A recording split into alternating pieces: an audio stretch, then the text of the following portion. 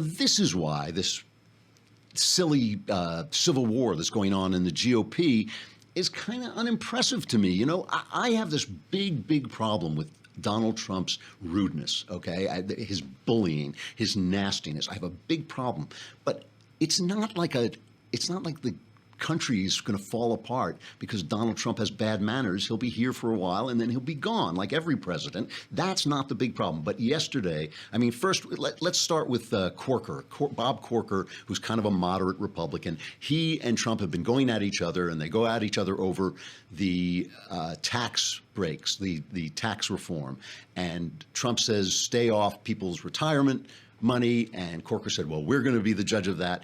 And Trump strikes back and he says, Bob Corker, who helped President Obama give us the bad Iran deal, this is one of his tweets, and couldn't get elected dog catcher in Tennessee, is now fighting tax cuts. And Corker is leaving, right, because he can't win.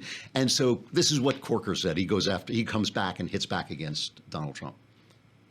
I don't know why he lowers himself to such a low standard and debases our country in the way that he does, but he does. And, you know, look, I don't like responding.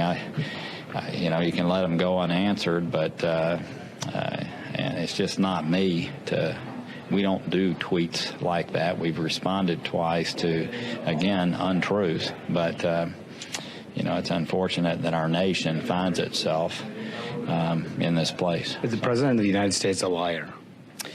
The president has great difficulty with the truth.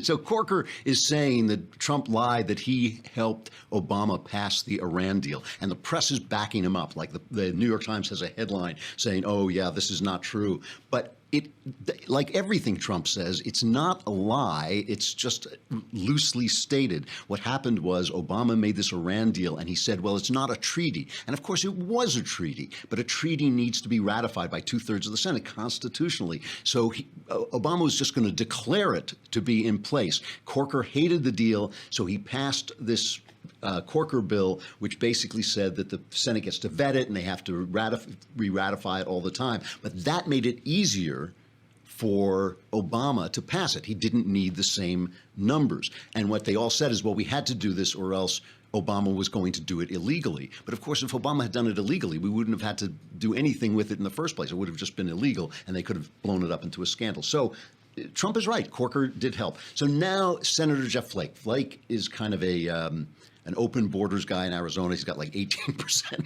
approval rating, so he's not going to run again. So he gets up and he gives a brave speech denouncing Donald Trump. But listen carefully to what he's saying, to exactly what these guys are saying, okay, because they're telling us this is a threat to America. And my question to you is it? Let's play the first Flake cut. I rise today with no small measure of regret. Regret because of the state of our disunion. Regret because of the disrepair and destructiveness of our politics. Regret because of the indecency of our discourse. Regret because of the coarseness of our leadership. Regret for the compromise of our moral authority. And by our, I mean all of our, complicity in this alarming and dangerous state of affairs. It is time for our complicity and our accommodation of the unacceptable to end.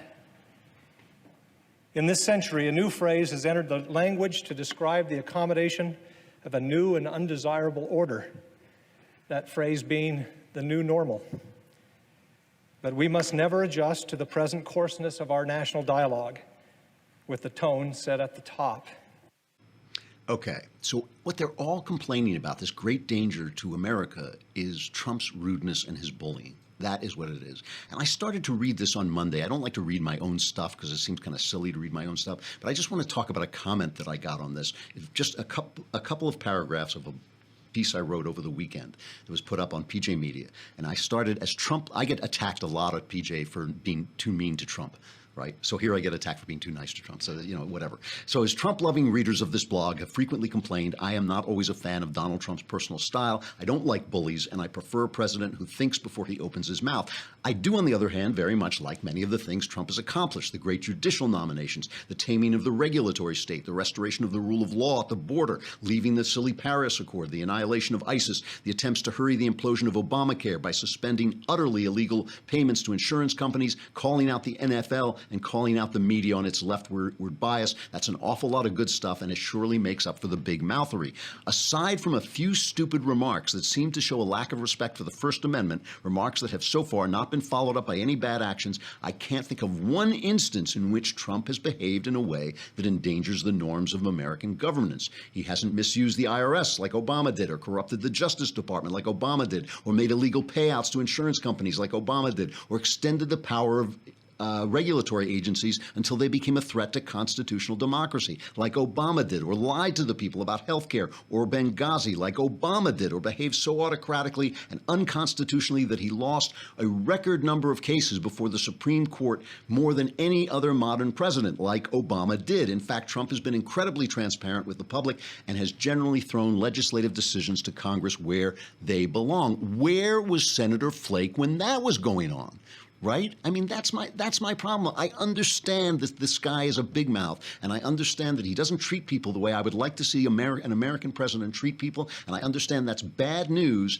But where were these guys when Obama was genuinely in danger to the American way of life? And somebody commented on my blog, has it occurred to you that that only a guy with a big mouth bully like Trump could have made the change in Washington that we want to see? And what I didn't have time to answer him was, yes, it has. That's exactly what has occurred to me. But that worries me. It worries me that only a big mouth bully can make that change. I mean, what does it say about our polity, and what does it say about the Republican Party that it takes a guy like Trump, who's not a very nice guy, to get them off the dime, to wake them up to the people they've been ignoring all this time?